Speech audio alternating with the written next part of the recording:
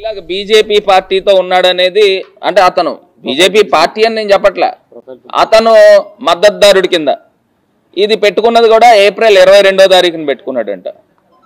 ఈ వ్యక్తి ఏప్రిల్ 22వ తారీఖు నుంచి అసలు ఎప్పుడు పెట్టుకున్నాడు ఏంటి అనేది చూస్తూ ఉంటే ఇట్లా బీజేపీ సింబల్స్ కనబడుతూ ఉన్నాయి.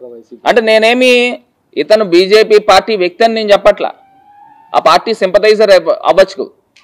ఇది కాకుండా వీళ్ళ బంధువులు, వీళ్ళ తోడల్లుడు కానీ లేకపోతే ఎవరో ఉన్నారు, వీళ్ళంతా కూడా తెలుగుదేశం పార్టీలో ఇక్కడ విఎల్పురం సెంటర్లో ఇక్కడ తెలుగుదేశం వాళ్ళ బ్యాచ్తో తిరుగుతూ ఉంటారంట.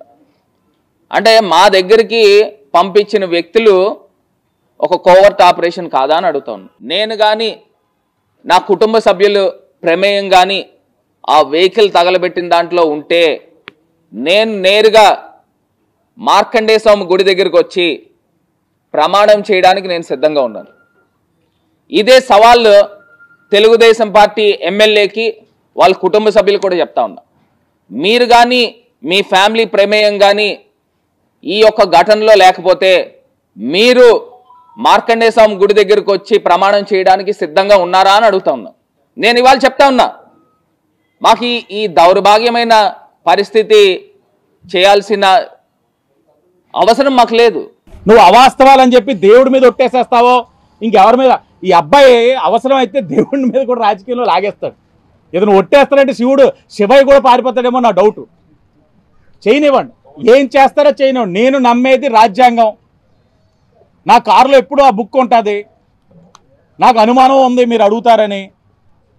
నేను నమ్మే రాజ్యాంగం, నేను దేవుళ్ళ కింద భావించే ప్రజల సాక్షిగా చెప్తా ఉన్నా.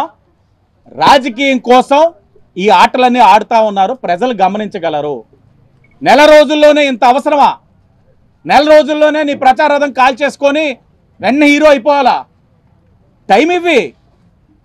యాక్టర్వే కదా, ఒక సినిమా చేసావు కదా, యాక్ట్ చేయగలవు కదా, బాగానా యాక్ట్ చేయి కానీ జీవించుకో.